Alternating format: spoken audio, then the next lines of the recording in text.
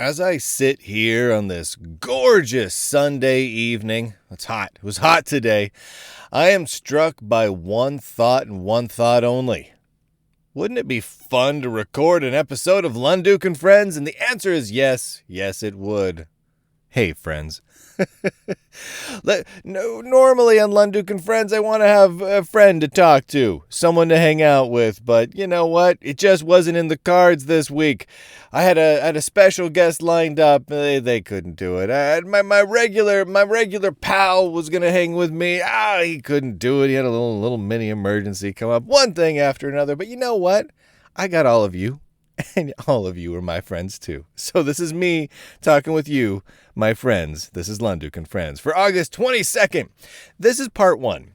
Now, if you've been listening to and watching Lunduke and Friends for any length of time, you know that this typically gets broken up into two parts. Mostly because we have questions from all of you that end up taking longer than an hour. And once you hit like an hour, I'm like, you got to break that up. So we break it up into two parts. Well, the first part I'm just releasing for everybody. I'm putting it up on the YouTubers and the Rumbles and the everything. The second part I'm only putting up for the subscribers over on Locals, over at lunduke.locals.com. It's just a special perk. So if you like the show and you want the second part, which is just more of the same. There's nothing uniquely crazy about part two. There's just more questions from all of you, more topics. I think in part two, I'm going to be talking about some TV. I'm going to be talking about, let's see, what do I got on the list? OpenBSD and Apple scanning phones and a whole bunch of random things we're going to be talking about. That's all in part two. So if you want that, go to lunduke.locals.com and sign up over there. There will be a link at lunduke.com also. But if part one is all you need, then you should be pretty happy.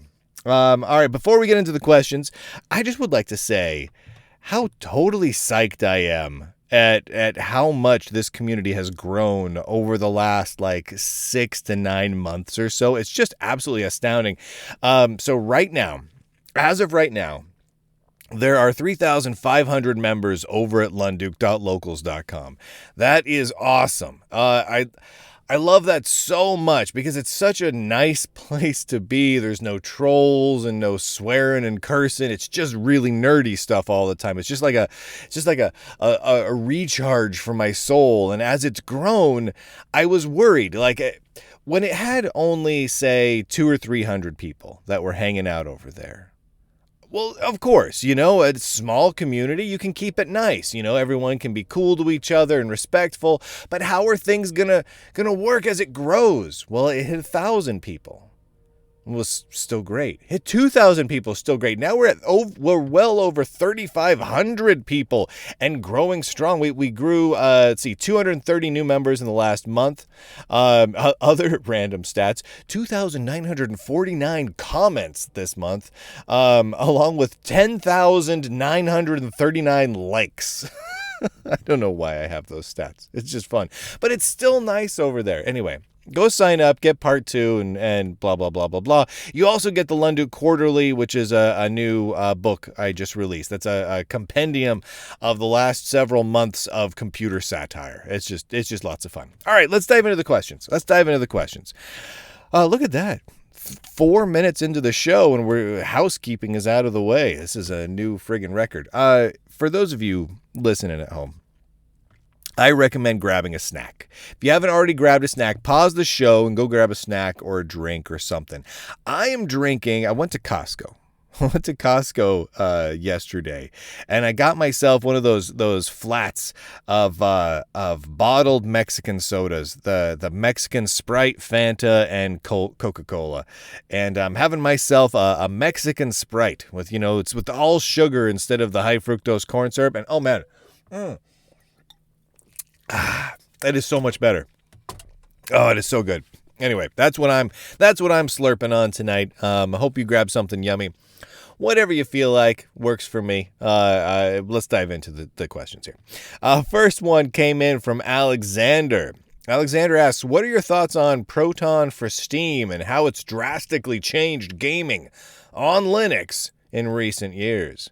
Well, holy moly, has it changed everything?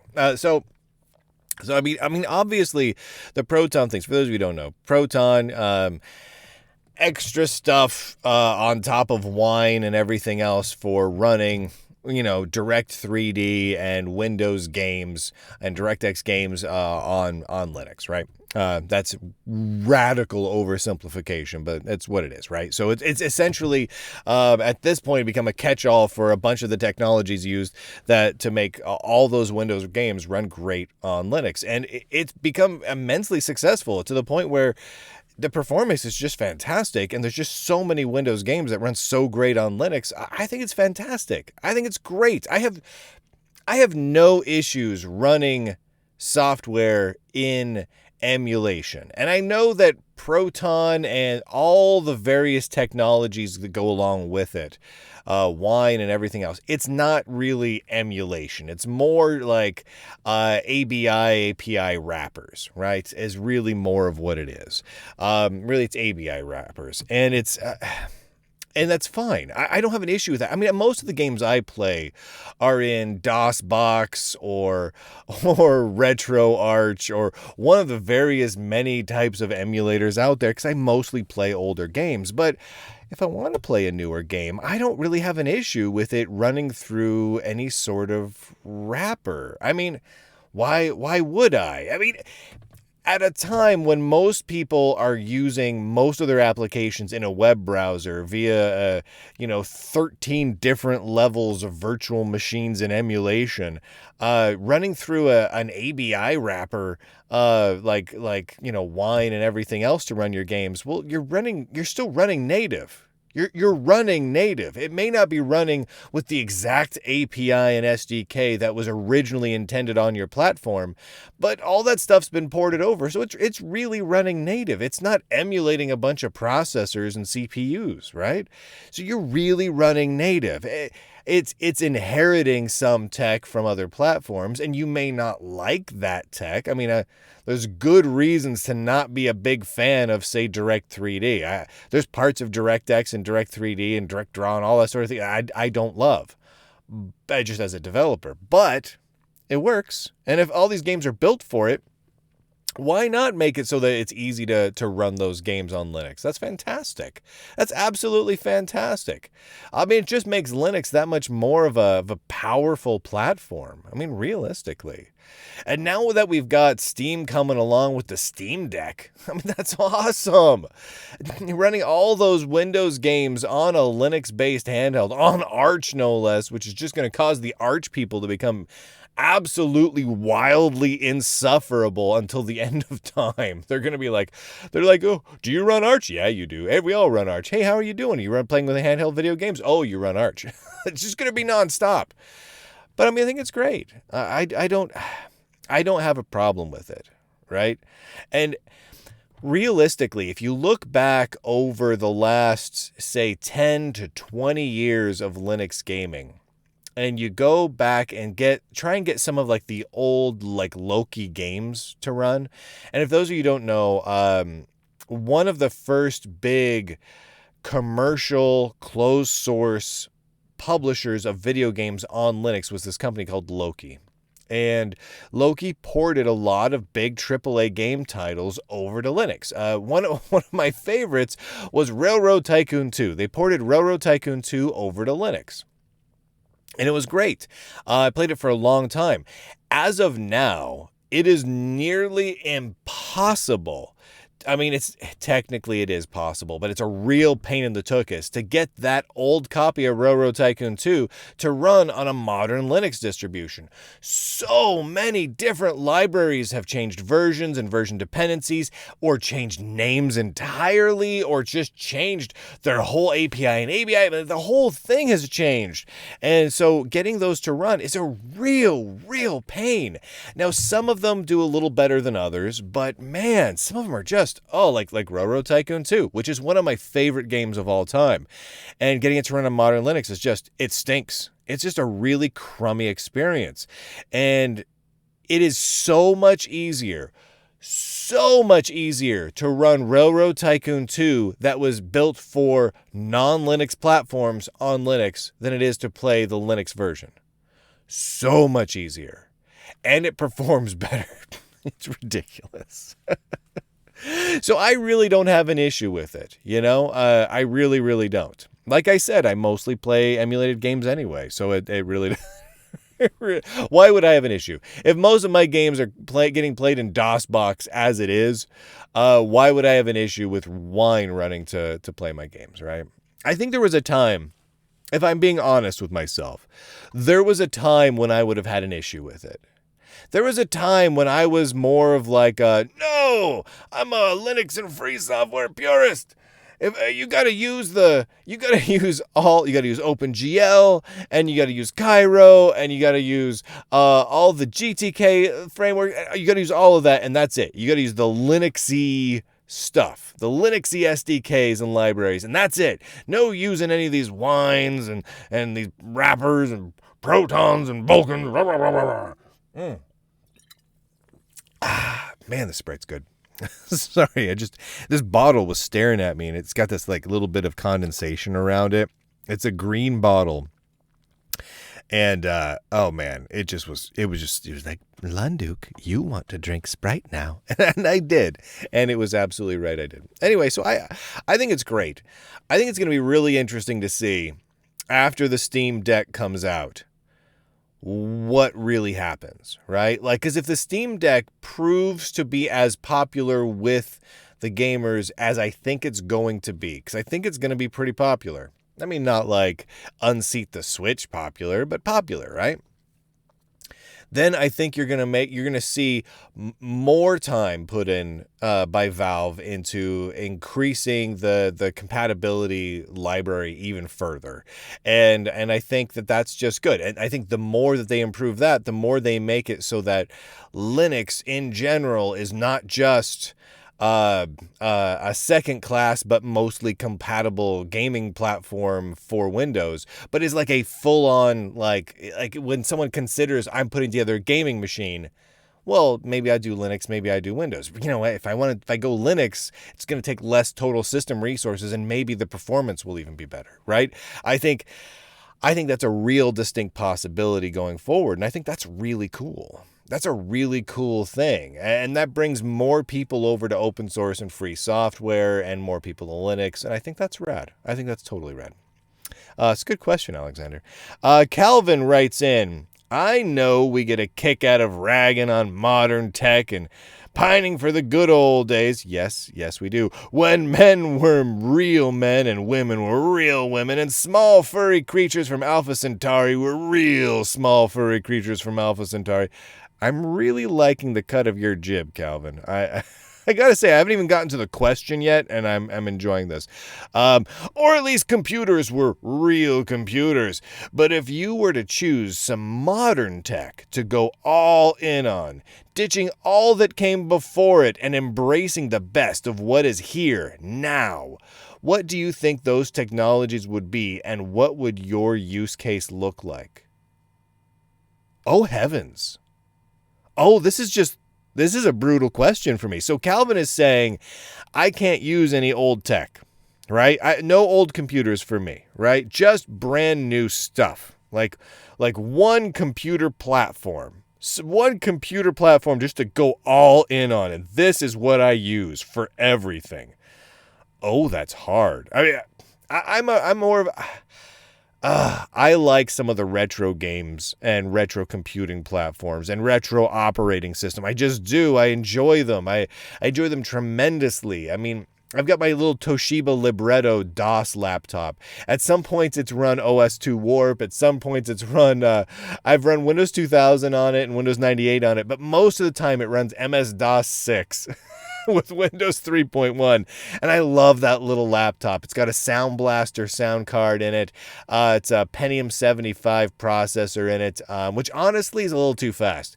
I would prefer, there's a 486 version of the Toshiba Libretto, and I kind of wish I had more the 486 one, because a 486 DX266 or the 100 right in there, for me, that's just, I love that. That range of performance is just glorious. Anyway, so I love those machines, and I love my old Macintoshes. I just do. I love my old clamshell toilet seat iBooks. I love my old big giant CRT monitor iMacs. I loved my PowerBook 180C, which still had the Motorola 68K processor in it, but it had a 256 color screen, right? It's I believe the resolution of the screen is 640 by 480. It's 256 colors, but the thing that really got me about that laptop is it has a big giant trackball on it. Oh, I love that trackball so much. I just do. It's an amazing laptop. But I love my old Pizza Box Power Mac, my 6166 with the DOS compatibility card in it, which means I can hit a key and toggle back and forth between simultaneously running my 486 that's inside the Mac Pizza Box and over to the Mac side of things, which was running a version of Mac OS 8. And I love those machines, man. I love them. And when we're talking about handhelds, I love old Palm OS handhelds.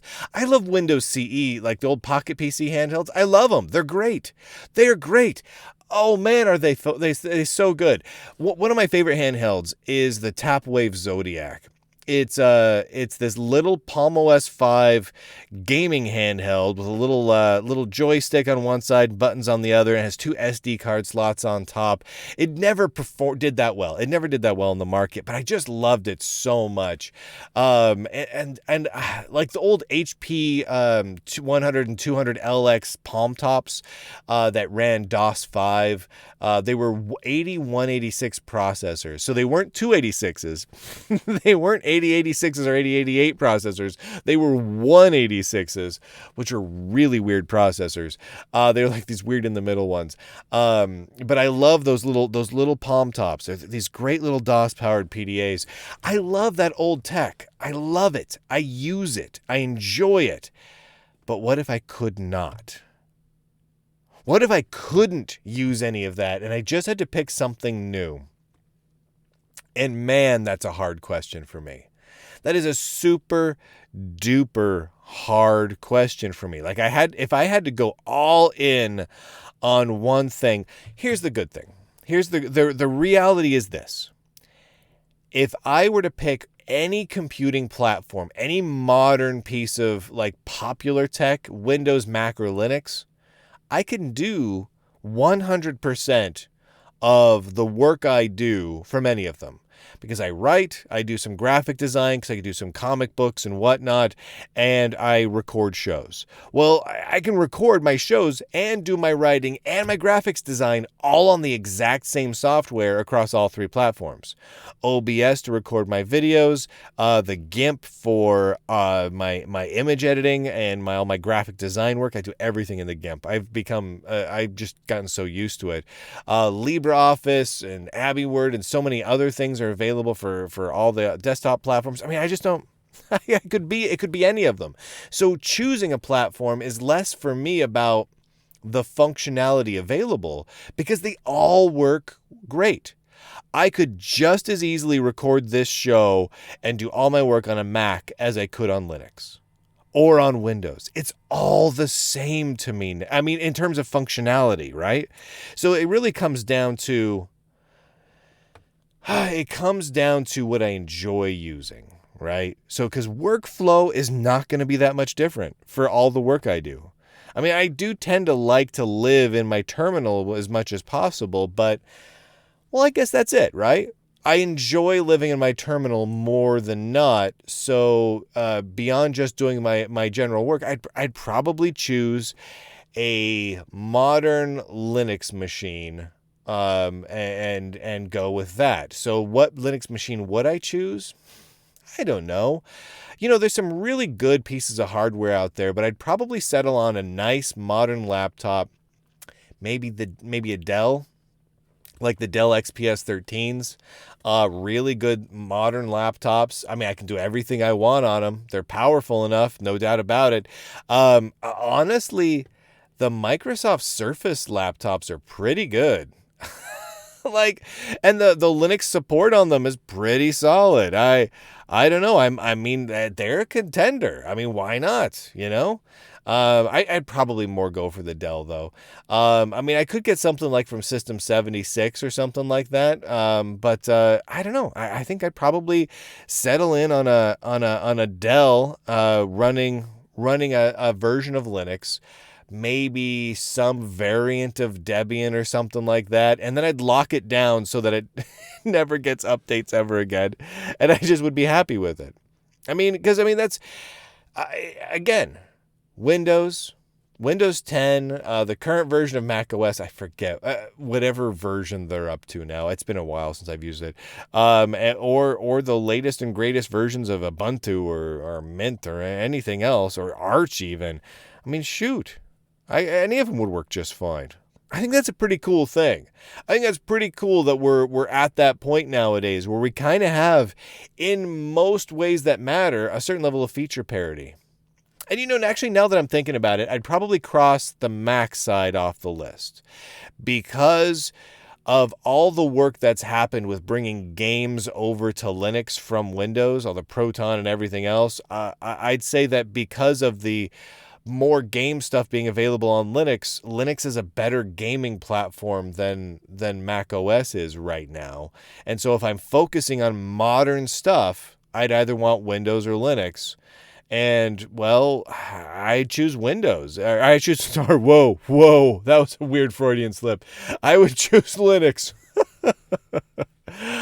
Just because better personal preferences, right?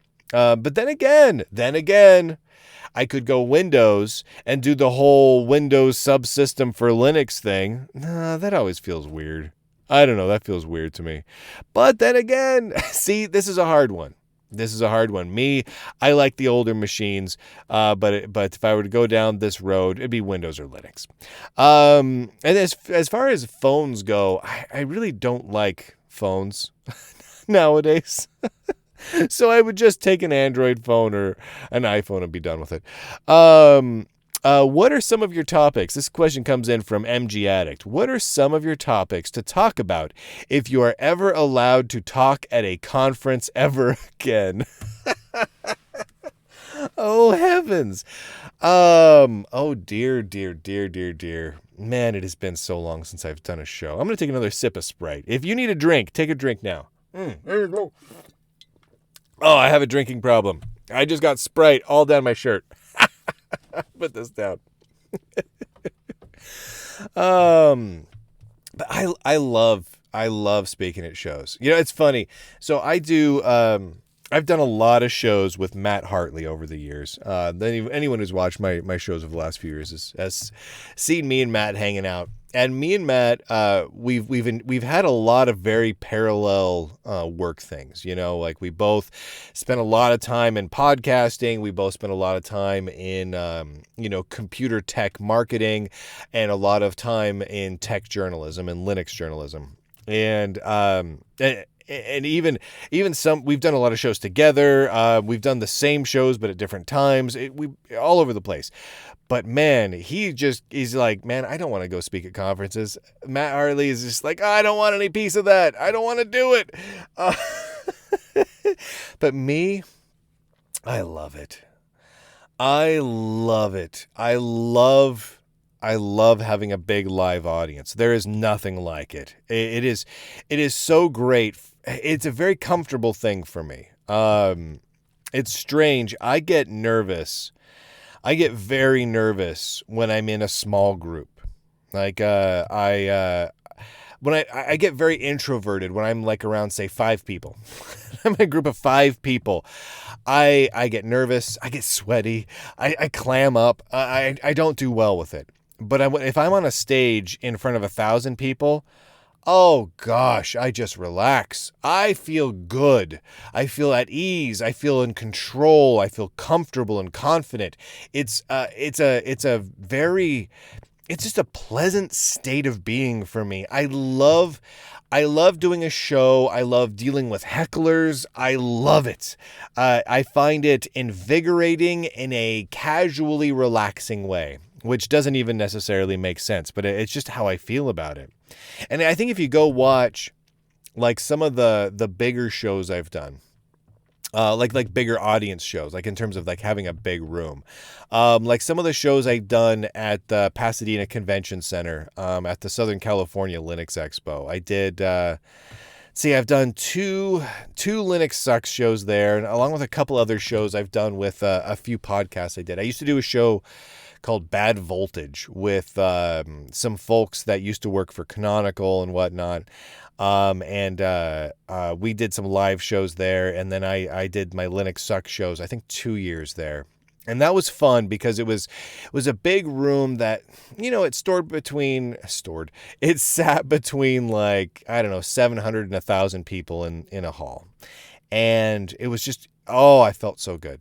It just felt so comfortable. It was fun to riff off the audience and interact with the audience and feed off of that energy from the audience. I love it.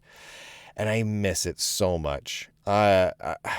This stupid world we live in, everything's closed down, and I don't want to get into it. Whatever, pandemic, not pandemic, COVID, not COVID. I don't want to get into it. I just miss it.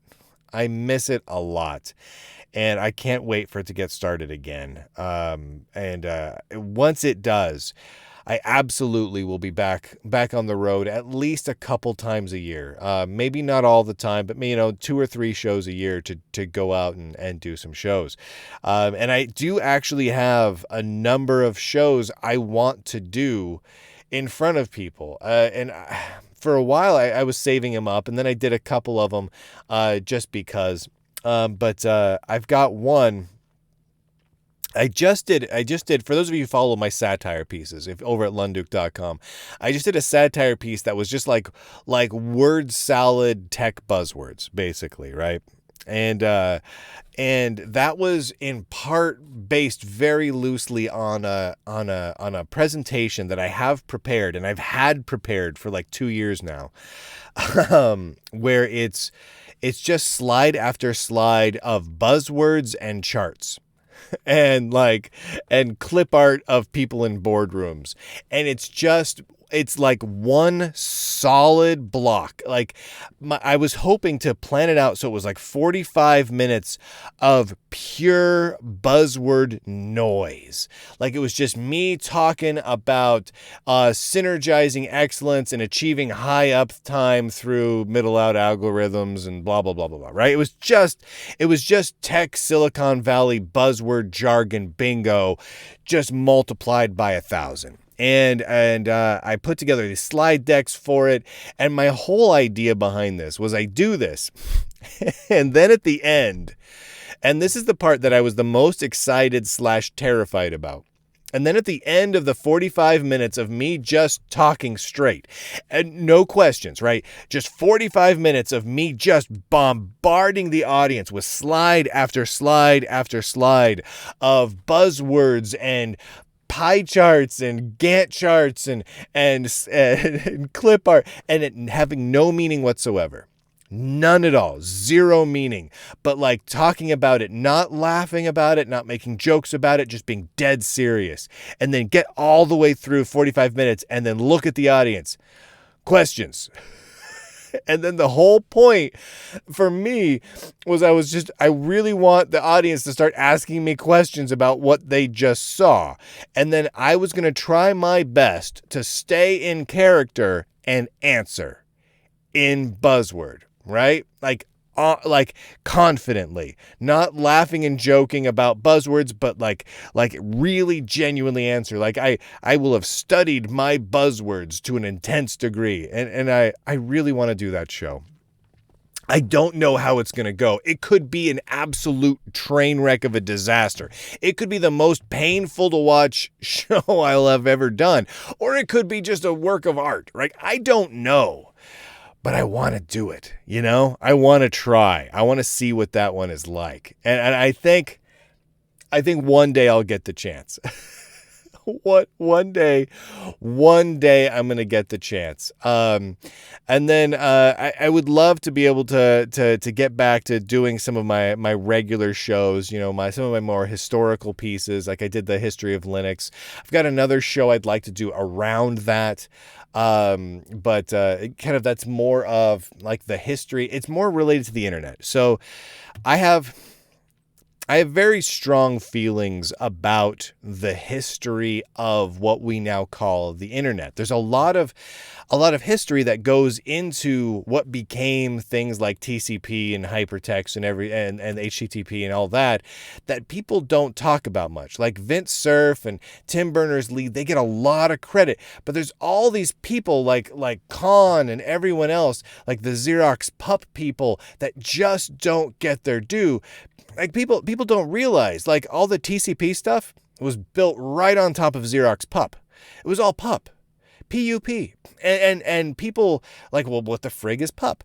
And so there's just so, and that's just one thing that just gets missed. And I would like to be able to put out there a historical show that gets people up to speed on what the real history is of the thing we call the internet, because people by and large don't seem to know the real history. And I've written a few articles around some of these topics, but there's a lot of information there, and there's a lot of cool people to talk about. Khan is one of them. But there's just some cool people to talk about that I feel like deserve their due. They're in my mind, they're the heroes of the computer world, and they deserve their due. And I really would like to do a show around them. I don't know about more like Linux Sucksy type shows. I've got a book I just finished that is called Linux Sucks: The Rise and Inevitable Fall of the World's Greatest Operating System.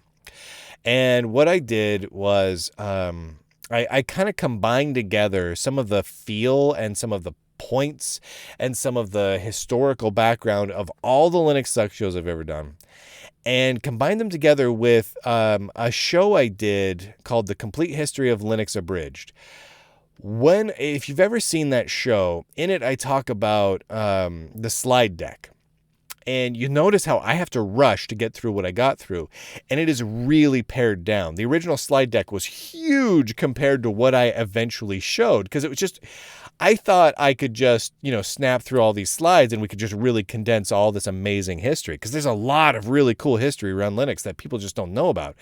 At least a lot of people don't. And in order to fit it in a 45-minute show, I had to really condense it. And so I thought, wouldn't it be cool to do a real in-depth, long-form history of Linux with, anecdotes and stories and just kind of like the history, right? Things around Linux, the market, the people involved, all of it. Because I've been lucky enough over the years to get to speak to and hang out with so many of these people, and I wanted to kind of condense it all. So I wrote Linux Sucks, the book. Because why not? So that'll come out soon. I'm in edit mode right now. I was actually just talking about this to the folks over on lunduke.locals.com. This last week, I finished the last page of the first draft. Now I'm in editing mode. And so I'm going to do like that book release. I'm going to make an audio book version of it. And I don't know what that means for any future like specific Linux Sucks shows. I don't know if I'll do another Linux Sucks show. Maybe I probably will. Then again, I said I was not going to do any more of them, and then I did like 4 more of them. So who knows? So yeah, I've got a lot of shows I want to do, and the big thing for me though is just that I get to be able to do them. I just really want to be able to do more shows. I miss hanging out with all of you. I miss being in person with all of you. It's been way too long. It's been way too long. We got another question in from multiple people. So this question came from multiple people. A few people started this off. I don't have their names written down here. My apologies. Someone asked about blasters versus phasers. And to know which ones I liked better. And then someone else added in disruptors. And I think this is a fair question, because so blasters or phasers or disruptors, just as a general, like, no, not which is better, not which you like better, just blasters versus phasers versus disruptors. Go. A little high level primer here. So when we're talking blasters, that could be referring to multiple different specific cannons out there, right? But most likely, when people say blasters, they're talking Star Wars. Most likely. That's not the only one, but most likely that's what they're talking about. So we're going to assume Star Wars here. And then phasers, we're talking about not just Star Trek, but we're talking about Federation or Romulan. So the phasers is kind of an interesting thing. So a phaser... Okay, so Gene Roddenberry, when the original series aired, he envisioned phasers as to be like this kind of evolved weapon. It wasn't just some clumsy projectile weapon. It was a very evolved, precise weapon that you could use to incapacitate someone without causing any death to them, right? Like, you could do it without causing permanent damage, but if you wanted to, you could also use it to kill someone, right? So he kind of viewed it that way, as well, we're going to be so evolved, hundreds of years in the future, that we're going to have weapons like that, and they'll be phasers. Later on, after the original series, and I don't remember, do I recall when this happened? Was it the Next Generation? They added this idea of nadions or nadions that were like a particular type of radiation particles, and in order to describe how phasers worked, right? Okay, so we got phasers right now, and phasers could be ship mounted, they could be hard mounted, they could be portable phaser pistols, all sorts of things. Now disruptors, again, is a general category of weapon, of particle weapon, but it's typically talking about Klingons in Star Trek. Not necessarily, though, but typically. So what we're going to assume here is phasers is Star Trek Federation. This is a big, broad assumptions here. Disruptors is we're talking about Klingon weapons, Klingon phaser, Klingon particle beam weapons in Star Trek, and blasters in Star Wars. Now, first of all, I'm going to say straight off, blasters are out, because those suckers just don't have accuracy. I know that some people were able to shoot decently well, but like the vast majority of blaster fires that happened throughout the entire Star Trek universe, while they made great sounds and looked cool, because the sound of the blaster fires in Star Wars is really cool, but they just can't hit the side of a womp rat. You know what I'm saying? They just go all over the place. And sometimes you watch those Star Wars shows, and someone will, like a stormtrooper will point a blaster at someone, and you swear to God the little blaster laser beam just shoots off at a random angle outside. off of the pistol there. It's ridiculous. So blasters are straight out. And so I'm going to go, if I'm going to choose one, I'm going to go ahead and choose disruptors, right? Because if I'm in the Star Trek universe, I'm going to have to say phasers are, they're prim and proper, whereas disruptors are friggin' Klingon blaster weapons, right? Hardcore. So Klingons, disruptors. That's the way you go. Anyway, that's how I choose for that one. All right, we're going to do one more question for part one, and then we'll move on to part two. Once again, if you want part two, going over to lunduke.locals.com. There'll be a link over at lunduke.com where you can just link straight over to it, and you can watch it there. What's really cool, if you're over there at lunduke.locals.com, there's no ads, right? Like there's no pre-roll ads. You don't have any YouTube insert ads or anything like that. It just plays. It's just the show that I record. All right, last question. This comes from Dr. Ali. Dr. Ali asks, does the Lunduke support small closed source projects over large open source ones? For example, Sublime versus Visual Studio Code. Ooh. Ooh, this is a good one. Okay. So good questions, Doctor. So to restate this, which is better?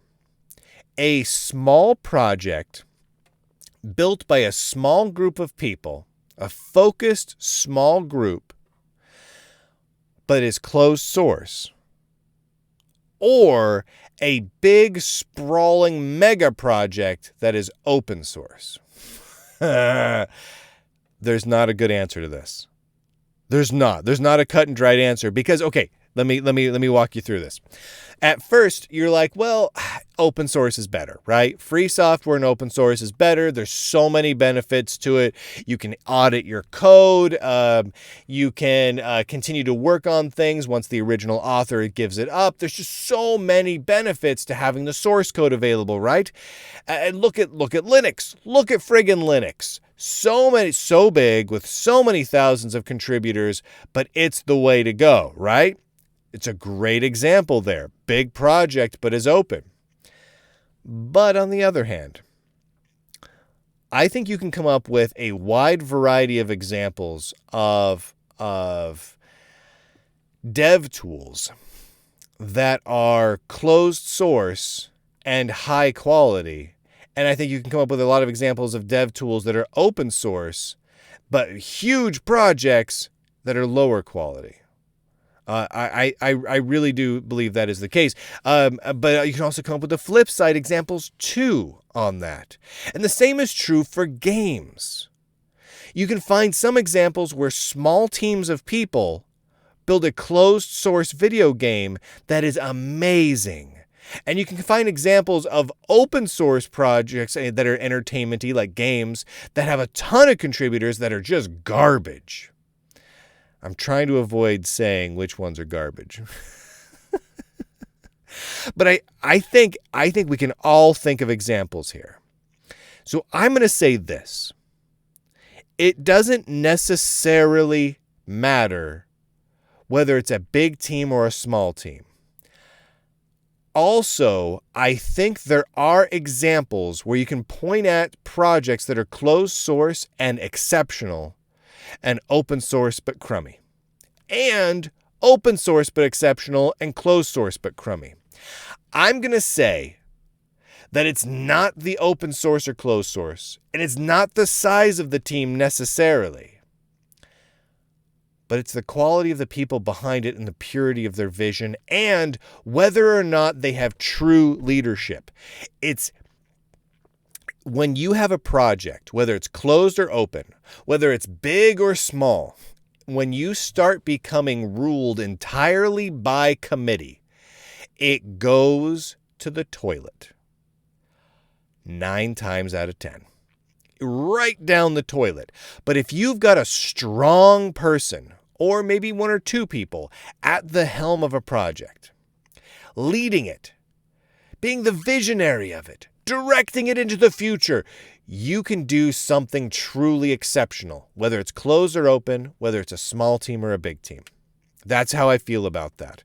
I think all the projects that I've seen that are really open source that end up going into the gutter went all run by committee.